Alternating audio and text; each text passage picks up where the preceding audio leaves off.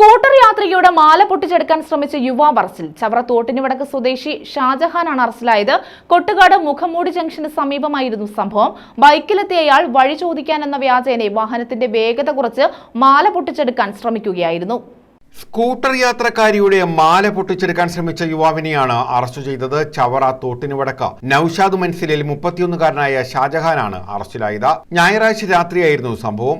ചവറ കൊട്ടുകാട് മുഖംമൂടി ജംഗ്ഷൻ റോഡിൽ അമ്മവീട് ജംഗ്ഷന് സമീപം യുവതി സഞ്ചരിച്ച സ്കൂട്ടറിന് പിന്നാലെ ഇരുചക്രവാഹനത്തിലെത്തിയ ഷാജഹാൻ ഇടതുവശത്തുകൂടി മറികടന്ന് അടുത്തെത്തി വഴി ചോദിക്കാനെന്ന വ്യാജേന വേഗം കുറച്ച് യുവതിയുടെ കഴുത്തിൽ പിടിക്കുകയായിരുന്നു.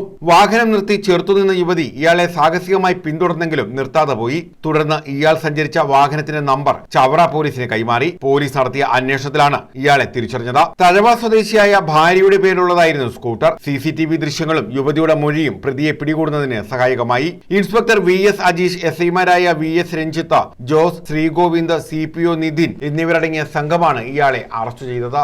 News bureau, Chavara.